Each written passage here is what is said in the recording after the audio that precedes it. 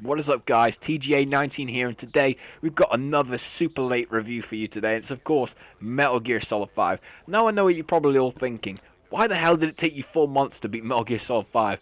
Well, there's many issues. Number one, this game has 50 fucking missions, so it's not like I'm going to complete all of them in a month. It took me forever to get through these missions as well, let alone the fact that to get the ending I had to redo some of the missions on a harder difficulty, so that took a lot of time. And also just other games coming out, I wanted to play them as well, and of course schoolwork and things like that. It just meant that I wasn't able to unfortunately play this game much, but I finally beat it, and I want to give you guys my personal opinion on the game itself and whether this is, a worthy entry in the Metal Gear series. Now, first off, before I get into the review, I am a massive fan of the Metal Gear Solid franchise. Like, honestly, Metal Gear Solid is easily one of the best gaming franchises of the past God knows how many generations. I mean, Metal Gear Solid 1 was such a great game for the PlayStation 1.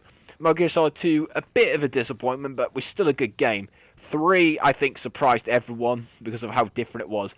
And then you have Metal Gear Solid 4, which is, in my opinion, the best one, just because the storytelling in that game and the nostalgia and just everything. Like, in my opinion, that's how Metal Gear Solid 4 is basically how every video game franchise needs to end, because its ending is so good. But just in general, that game was awesome. So with Metal Gear Solid 5, I had very, very high expectations, and of course it was immediately when this game was announced for a 2015 release date, it instantly became one of the games that everyone knew was going to be a contender for Game of the Year. The others being The Witcher 3 and Fallout 4. But this game, I mean, it's really, really impressive as a game. First off, from a gameplay standpoint, this is easily one of the best games for gameplay on the PlayStation 4. I mean, the gameplay is just so varied. How you can enter the missions and complete them in completely different ways is awesome. But unfortunately, as a sacrifice, it does, of course, cost itself with its story and open world. But we'll get into that in a later on. So let's start on with the story. So of course the game takes place in the year 1983, which is 9 years after the events of Metal Gear Solid Ground Zeroes. Big Boss, or Venom Snake, or Punish Snake, has been in a coma since the events of Ground Zeroes, and he's all of a sudden woken up in a hospital somewhere in the Middle East, I think. He eventually wakes up, learns that he almost died from the experience, had his left arm amputated, and has had shrapnel stuck inside his heart and his skull. After escaping from the hospital, Big Boss eventually goes on to track down Skullface, and of course to get revenge on the XOF force, who pretty much almost killed him and his team in the previous game. I mean, the story in itself is basically just like a revenge story, and to be honest with you, it's probably the worst story in the series. Like, it's not terrible, there are some good moments in it, and definitely moments that are shocking, but also really, really nice, and are actually quite touching. But apart from that, there's not really a whole lot to the story in general. I mean, I'm just a bit sad that on this part of the review, there's literally nothing to talk about for the story, because it honestly isn't really that interesting compared to the previous ones. I mean, there's a few interesting characters. I mean, Quiet, I really liked as a character. D-Dog was just badass, of course. Snake in himself. Like, I've heard so many fans give, Kiefer Sutherland stick for his performance. I actually really liked it because, it didn't make sense at first, but then after the twist at the end of the game, his character in general just makes a lot more sense. Not just to why they hired Kiefer Sutherland to voice him, but also just in general, his attitude, it makes way more sense after the twist at the end of the game, which of course I won't spoil. But the story was a bit of a disappointment. Skullface wasn't really that threatening of a villain. He didn't really feel like he had that much of a presence on screen. He looked, considering the themes that Metal Gear Solid 5 tries to go with, Skullface feels like something you see out of a pantomime. It really just doesn't really fit well with the story, and just overall the story in general wasn't that great. There are some callbacks, of course, to the other games, and like some hints as to what happens next, but other than that, I just wasn't really invested with the story. I felt the characters were the only real part that I really engaged with. But yeah, considering this was a Metal Gear game and all the other Metal Gear games are all about story, it was a bit weird to suddenly find this one just not that engaging as the previous ones. So now, of course, we move on to the gameplay, and gameplay-wise, this game is just great. Like, even though the story isn't that even though it probably has the weakest story in the series, it ultimately, in my opinion, by far, probably has joint best gameplay, probably alongside Metal Gear Solid 4, because I love that game's gameplay, by the way. And the gameplay in this game just really, really is fun to use. And I think that for two reasons. Number one, it's way more open. Like, the options you have and that are at your disposal in the entire game are just awesome, because you have so many options as to how you can take down the base. You can go down stealth, you can run and gun, you can get your buddy to do all the work for you, snipe them from afar with a sniper rifle, drive them with the jeep, and then blow it up with C4. Like, there's so many options you can have. It really does feel like I'm playing a Far Cry game but a good one, when I'm playing these missions. And that's certainly a positive, because it really is fun to play these missions and just try them out in different ways. And it's really fun because I like to replay the missions just by random and just see how different it would have been had I just taken a different approach, or got this intel, or interrogated this guard. And it was really, really good and really, really varied. And it definitely keeps you wanting to come back and play the missions just to see how they would have turned out differently. And the gameplay in itself is just very, very good. The gunplay is much more improved from the previous ones. And just in general, the mechanics are so much better. Just aiming your gun is so much, in first person mode at least, is so much more easier compared to what it used to be. Because previously you had to hold down like 3 or 4 buttons, whereas in this one it's only really like 2 or 3 at a time. So I really enjoyed that. And it's just overall really good at gameplay. The only one criticism I had with the gameplay is the open world aspect, because it didn't really make that much sense. I mean, considering Metal Gear has always been a linear game, to suddenly go open world was a bit weird in the first place. And really, the open world doesn't really do that much. I mean, there's some wildlife you can go and tranquilize, and then Fulton and to your mother base.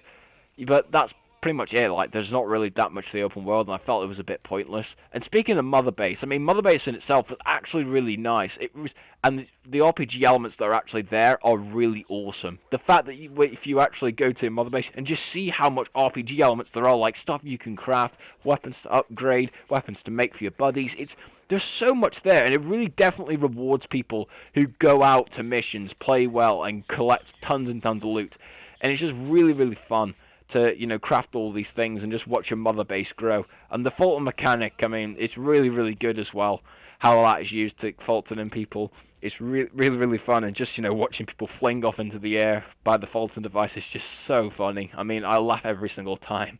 But now we move on to the graphics.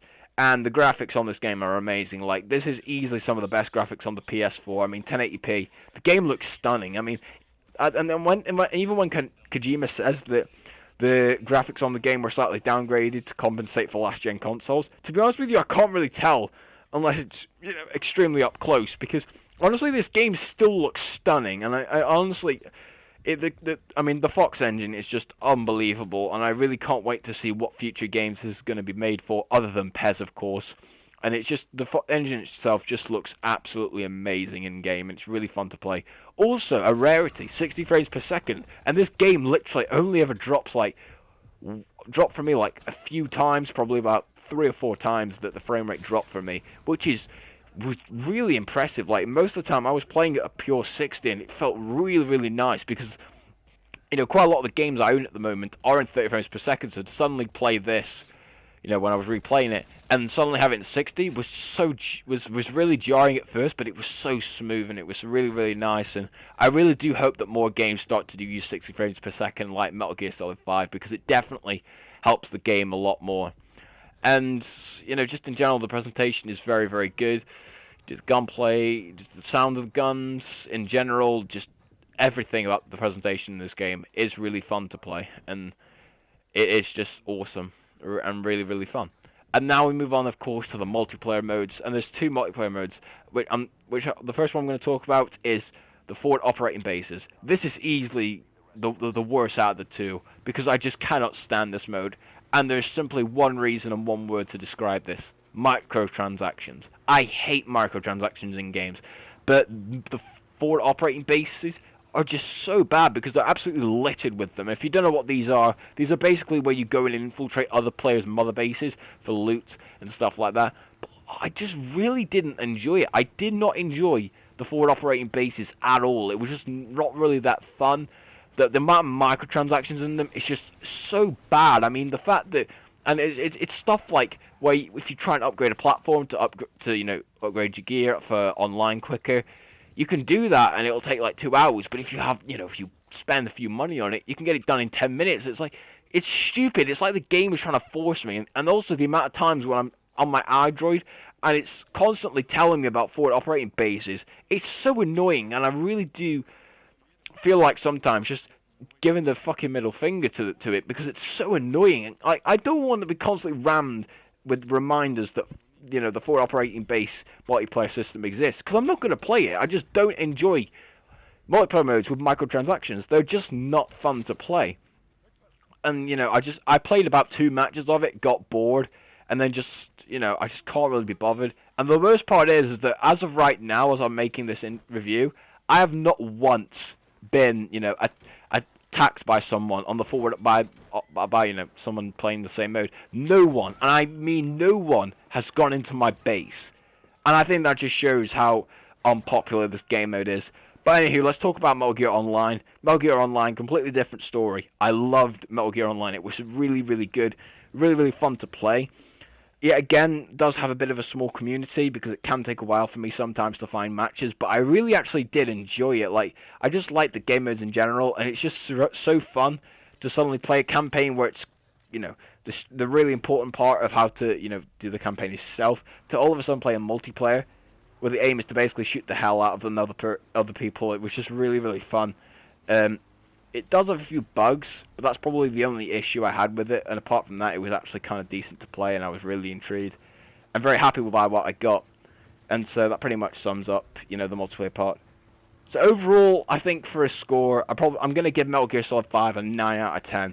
I mean, it's a great game, don't get me wrong, but it definitely has its flaws as well. The positives are definitely the gameplay is just fantastic in general, and the graphics in itself are just really, really fun, and the story has some very interesting characters, but ultimately, the story in itself is very disappointing compared to the previous entries in the series, and also, the open world system just felt a bit weird to me, and the terrible microtransactions and the forward operating base multiplayer modes definitely left a sour taste in my mouth.